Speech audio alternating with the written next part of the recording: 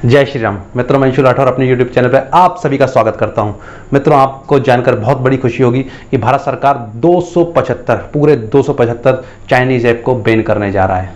मित्रों, भारत सरकार इन 275 Chinese app पे अभी नजरें रखे हुए और जल्द से जल्द इन ऐप को बैन कर देगा। मित्रों, पिछले महीने 29 जून 2020 में भारत सरकार ने 59 चाइनीज़ ऐप को बैन कर दिया था, जिसमें टिकटॉक बहुत प्रमुख था।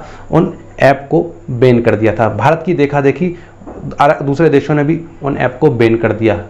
मित्रों, इससे चाइना बहुत घाटे में चला गया, पर चाइना बहुत चालाक है। आप जैसा समझ रहे हैं वैसा हो नहीं पाया।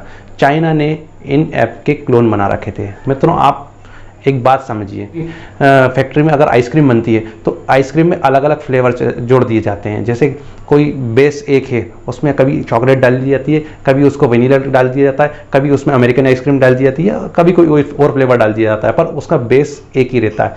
तो मित्रों, उसी प्रकार से इन ऐप के साथ भी ऐसा हुआ। चाइना के जो ऐप हैं, उनकी दो कंपनियां जो इन्हें होल्डिंग करती है, एक टेंसाई और एक अलीबाबा, उनने उन ऐप्स के क्लोन बना दिए। मित्रों, ये सबसे महत्वपूर्ण बात है। और उन ऐप के दूसरे जो क्लोन हैं वो ऑलरेडी मार्केट में उस टाइम अवेलेबल थे, पर वो चलते नहीं थे।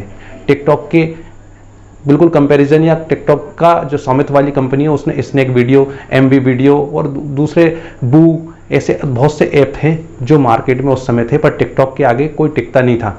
असल में उनको प्रमोट नहीं किया गया था, पर अब उन ऐप्स को प्रमोट कर दिया गया उन्हें, क्योंकि उन्हें पहले से पता था कि भारत सरकार इन ऐप को प्रतिबंधित कर सकती है, या किसी और खामी ऐप में परेशानी होगी तो हम उन्हें वापस ले सकते हैं, या कुछ और भी हो सकता है। तो कंपनियों ने उन ऐप को साथ में पैरेलल उन ऐप को चला रही थी, पर अब वो ऐप ऑलरेडी मार्केट में बहुत अच्छी तरीके से इस्टेब्लिश्ड हो गए और वो चलते आ रहे हैं। मित्रों, मैं आपको एक चीज़ अपने पिछले वीडियो में बता चुका हूं कि चाइना के ऐप भारत सरकार ने इसलिए बैन करे थे क्योंकि वो ऐप भारत का डाटा चोरी कर रहा था। जो ये डाटा चोरी है, ये भारत देश की संप्रभुता, अखंडता और देश की बाहरी और आंतरिक सुरक्षा के लिए खतरा माना गया था। मित्रों, इन ऐप में चाइना पहले कोई परमिशन नहीं मांगता था, आईपी एड्रेस हमारा चुरा लेता था और आईपी एड्रेस के माध्यम से पूरा डाटा, जिसमें उनके फ़ोटो, वीडियो, उसके पासवर्ड, उसकी आईडी, उसके फेसबुक, उसके व्हाट्सएप अकाउंट और दूसरी तमाम चीज़ें अपने सर्वर पर लेके कॉपी कर लेता था। और उस सर्वर की वो डाटा से उस यूज़र को वो अपने अंडर में लेके उसका शोषण कर सकता था, उसका पैसा चुरा सकता था, उसके अकाउंट से बहुत सारा पैसा निकाल सकता था, दूसरे अकाउंट में भेज सकता था और आतंकवादी गतिविधियों में उसे बदनाम कर सकता था। मित्रों, पर इस बार बात बिल्कुल बदल चुकी है। मित्रों, अब ऐसा नहीं है कि चाइना ये पहले चाइना ये नहीं बताता कि मैं डाटा चोरी कर रहा हूँ, पर आप जब स्नैक वीडियो, एक ऐसा ऐप जिसमें सीधा ही चाइना ये बोल रहा है कि मैं आपका डाटा अपने सर्वर पे कॉपी कर लूँगा, तो मित्रों, आपके डाटा का क्या हो सकता है आप ये कुछ भी नहीं जानते। ये डाटा चोरी आपको बर्बाद कर सकती है।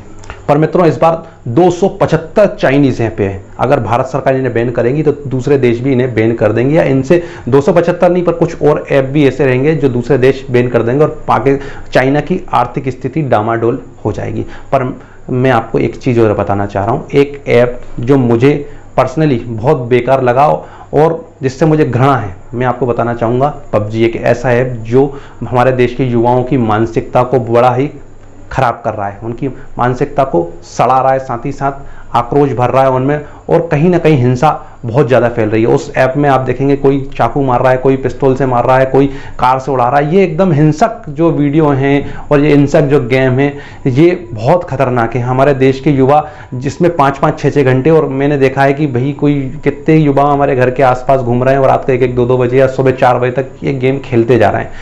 मित्रों, इन ऐप के माध्यम से, इन गेम्स के माध्यम से चाइना हमारे युवाओं का समय खराब कर रहा है।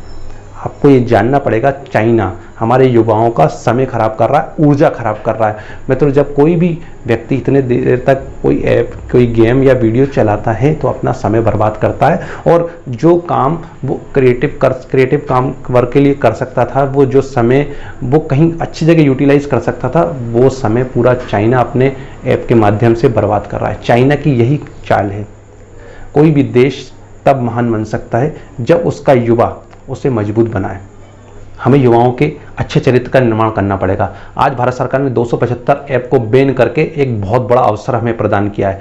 आज हम बहुत अच्छे ऐप बना सकते हैं, अच्छे गेम्स बना सकते हैं और दूसरी चीज़ें भी बना सकते हैं जो हमारे देश में बने और उससे अच्छा चरित्र निर्माण हो सके और हमारे युवा कुछ सीख पाएँ और कुछ अच्छा कर पाएँ, कुछ क्रिएटिव कर पाएँ। मित्रों, मैं आपको एक ही बात कहूँगा, अपने समय का सही यूटिलाइज करें और देश का निर्माण में सहयोग प्रदान करें। धन्यवाद। जय श्री राम।